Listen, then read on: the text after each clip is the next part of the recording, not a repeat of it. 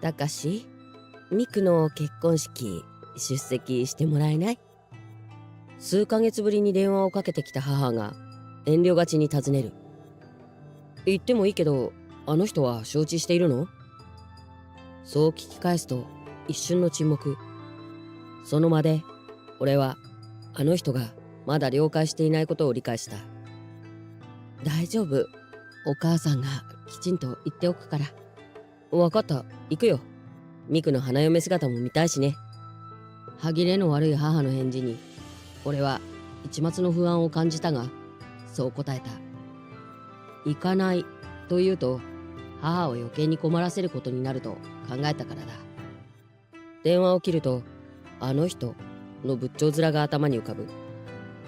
あの人と会ったのは俺が小学2年生の夏。今から20年ほど前だった。たかし、こちら吉田裕二さん。お母さん、この人と再婚することにしたの。持っていた中で一番まともな服を着て出かけたシティホテルにあるレストラン。相手が何も言わないことで自分が切り出さなければと思ったのか、母が言った。それからその男性は自分が勤める会社の社長であること、今のアパートから1ヶ月後には引っ越して一緒に住もうと考えていること、転校しなくてもいいことを母が説明する。たかしくん、はじめまして。君のことはまゆみさんから伺っているよ。これからよろしく。義父になる男性の第一印象は良くなかった。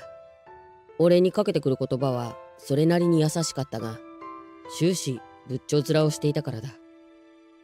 儀礼的に仕方なくやっているという感じだった。父さんとは全然違う。俺は3年前に亡くなった父のことを思い出した。父はいつも笑顔をたたえていて、優しく俺を包み込むような雰囲気が大好きだった。そんな父とは全く違う男性を前に俺は思った。なんで母さんはこんな人と結婚するんだって。その日、俺の前で義父は全く笑わなかった。義父とは対照的に、義父の隣に座っていた当時まだ5歳のミクはずっと笑顔。人懐っこい笑みを俺に向けてきた。すでに母にも慣れているようで、お母さんと呼んでいた。俺のこともたかし兄ちゃんと呼んでくれた。俺だけの母さんで亡くなったのは少しだけショックだったが、目の前にいる女の子にならお母さんと呼ばれてもいいと思った。母が再婚して一緒に住み始めても、義父との接点はほとんどなかった。会話もほぼしたことがなく、用事があっても母とミクを介して伝えるくらい。それでこと足りたし、特に不便だと感じることはなかったからだ。むしろ義父と一緒に住むことに対する違和感は小さくなるどころか徐々に膨らんだ。例えるなら俺の中に異分子があるみたいな感じだった。だから俺は県外の大学に進学した。そして大学に進学してからはほとんど帰省しなかった。大学3年になって就職先を考え始めた頃、義父に相談しようとは考えなかった。お父さんに相談してみようか。母は何度かそう電話をかけてきたが、俺の答えはいつも同じ。自分の人生だから就職先は自分で決める。少しでも俺と義父の関係を修復したいという母の気持ちは痛いほど分かったが、俺の義父への思いが変わることはなかった。そして大学を卒業した俺は、大学がある市に本社を置く地方銀行に就職。就職後は仕事が忙しいことを理由にますます帰省しなくなった。俺のアパートを母とミクが何度か訪ねてきたが、義父は一度も来たことがない。向こうにしたらわざわざ来る理由などなかったのだろう。ミクの結婚式の前日、実家へと向かう俺の足取りは重かった。私が実家で過ごす最後の日ぐらい、家族4人で食事をしたいな。ミクにそう言われては断ることができない。気乗りはしなかったが、俺は帰省することにしたのだ。久しぶりに4人で食べる夕食。母とミクは終始上機嫌だった。時折俺もギフも会話に加わる。しかし俺を見る時のギフは相変わらず仏頂面だから、俺とギフが言葉を交わすことはほとんどなかった。そして迎えたミクの結婚式当日、式場に到着した俺は母が用意してくれたスーツに袖を通した。俺にとっても母にとっても思い入れのあるスーツを着るのは成人式の時以来だから8年ぶり。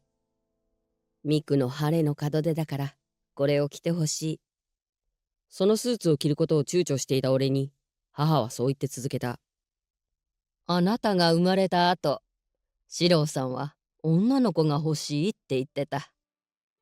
ミクが私の子供になってくれて、そして今日お嫁に行くことをきっと喜んでくれていると思う。だから四郎さんと一緒にミクの結婚式に参加してほしい。そのことをミクに話したら、もちろん OK よって言ってくれたわ。お父さんにも説明したから大丈夫。四郎というのは俺の父の名前。俺は父から一文字をもらって高志という名前になった。母が四郎さんと一緒にと言ったのは、俺が着たスーツが父の形見だからだ。俺の小学校の入学式用に新調したらしい。どうやら俺の体型は父とほぼ同じらしく、初めて着ることにした成人式の時にもどこも補正せずに着ることができた。それから8年ぶりに袖を通したのは、父の形見を着るのは大切な日だけと決めていたからだ。まさかその後俺に妹ができて、その妹の結婚式に着ていくことになるなんて思ってもみなかったが、母のお父さんにも説明したから大丈夫という説明には疑問を持ちながらも、俺は式場へと向かう。式場に到着すると、ちょうどミクのウェディングドレスの着付けが終わったところだった。お兄ちゃん、どう？綺麗でしょ？そうだな。ウェディングドレスがな。ひどい。ミクとそんな会話を交わしていると、突然耳を疑うような発言が聞こえた。着ていたのか。なんだそのスーツは。縁起が悪い底辺貧乏人は消えろ。ギフだった。驚いて振り返ると、いつにも増した仏頂面で立っている。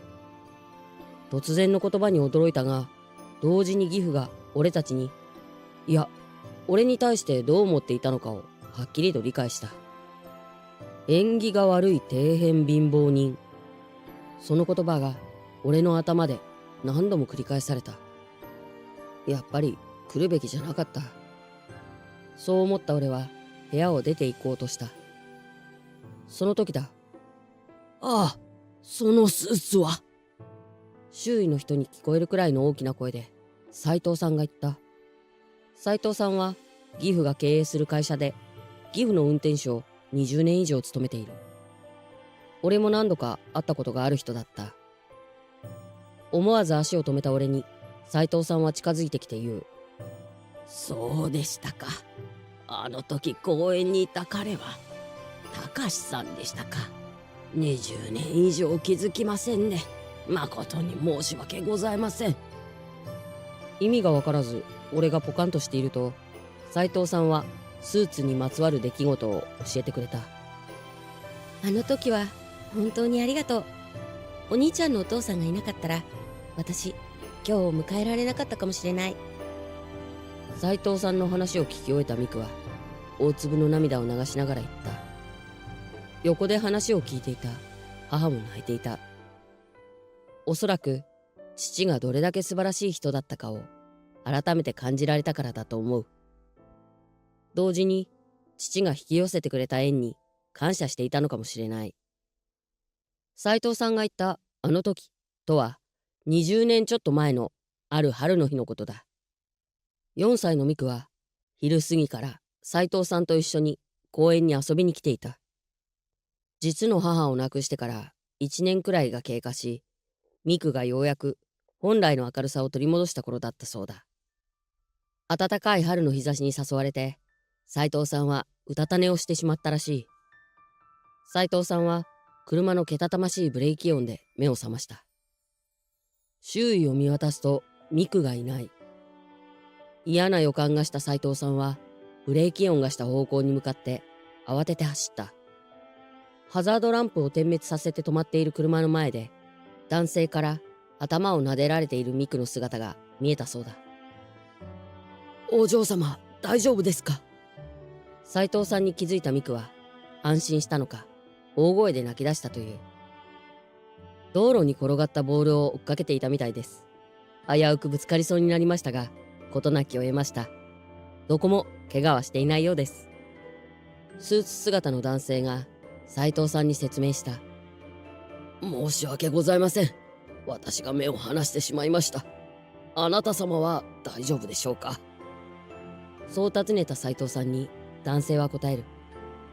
こちらに全く問題はございません。お嬢ちゃんの様子は注意深く見てあげてください。もし少しでも様子がおかしいなと思われたら病院に行かれた方がいいと思います。小さい頃の心の傷は早い段階で対処した方がいいと思いますので。斉藤さんは後日お礼に伺いたいのでと言って男性から名前と住所を聞き出そうとしたが、男性はお気になさらずと言って去っていった。男性の横には男の子がいたそうだ。俺もその時のことははっきりと覚えている。以前から約束していた野球のグローブを買うために父とスポーツ用品店に向かう途中だった。俺がすぐにでも欲しいというものだから、俺も父も着替えることなく入学式の時の格好のまま出かけたのだ。公園の横を歩いていた時、ボールが飛び出してきたかと思うと、すぐに女の子が飛び出してきた。その瞬間、父は女の子に向かって走る。俺たちの横で車のブレーキ音がした。寸出のところで事故は回避することができた。ミクの心のケアについて斉藤さんにアドバイスをしたのは、父が大学で心理学の教授をしていたからだ。斉藤さんはミクの結婚式で俺が着ているスーツがその時の男性が着ていたものと一緒だと一瞬で見抜いた。なぜなら斉藤さんは寄付の運転手を務める前の20年間、紳士服専門店で働いていたからだ。一般人ではわからないスーツのちょっとした違いも一目見てわかるらしい。しかも生地の個性を生かして仕立てられたスーツはなおさら記憶に残るという。俺の父のスーツは斉藤さんにとってなおさら記憶に残るスーツだったようだ。確かにスーツの仕立てについていった俺に父は微笑みながら言っていた。たかしが大きくなったらこのスーツを着てほしいなって。いつかお会いしてあの時のお礼を言いたいと思っていたのですが、すでに亡くなられていたのですね。涙ぐみながらそう言った斉藤さんは続けた。それではあの時のお約束、今果たさせていただきます。すると斉藤さんは義父に向き直って言った。社長、たかしさんは四郎さんの性格を受け継いだ素晴らしい青年です。どうか私たちに接するような広い心でたかしさんにも接していただけないでしょうか。斉藤さんの突然の発言に俺だけでなく周囲の誰もが驚いた表情をしていた。いつからだったのだろうか。俺たちの様子を傍から見ていた義父は怯えるように震えていた。もしかしたら妻を亡くして1年後に娘を亡くすことになっていたかもしれない出来事を思い出したのかもしれない。義父は少しずつ俺の方に近づいたかと思うと俺の手を取る。あの時は本当にありがとう。いくらお礼を言っても言い足りないくらい感謝している。震える声でそういった義父の目には涙があふれていた。私の君に対するこれまでの態度は四郎さんに対するジェラシーだった。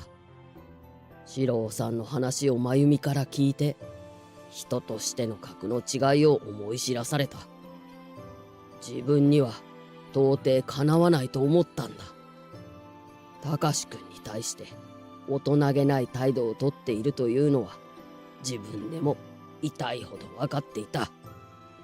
なんて器が小さい人間なんだって何度も自暴自棄になったけど、どうしても態度を改められなかった。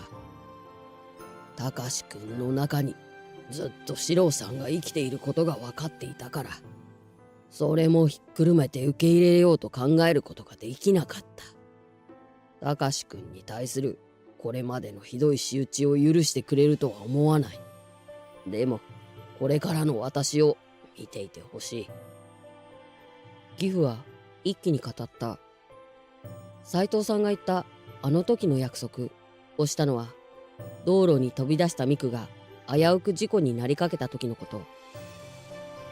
お礼を申し出たが、そのまま立ち去ろうとする父に言ったそうだ。それでは将来このご恩はきっと返させていただきますと、父はにこやかな表情で返したという。それではその時が来たらよろしくお願いします。父にすれば斉藤さんがあまりにも真剣な表情だったものだから、そう言わざるを得なかったのだろう。しかし斉藤さんは本気だった。いつかその日が来ることを信じていたそうだ。そして20数年の時を経て、斉藤さんは思いがけない形であの時の約束を果たせたというわけだった。ミクの結婚式であった出来事をきっかけに、俺と義父の関係は少しだけ改善された。と言っても帰省する頻度が多少増えたくらいだ。母とミクを介さずに会話できるようにもなった。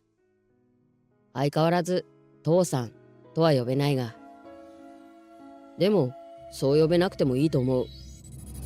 俺にとって義父が社長になるからだ。財務部門の強化を図りたい。力を貸してほしい。ミクの結婚式から1ヶ月後、初めて俺のアパートを訪れた義父は言った。義父は銀行マンとして働いてきた俺のキャリアを評価してくれたらしい。俺はその申し出を受け入れたいと考えている。義父の期待倒れに終わらないよう、今まで以上に努力しなければならないのは覚悟の上だ。でもそんな親子関係があってもいいのかなと今では思っている。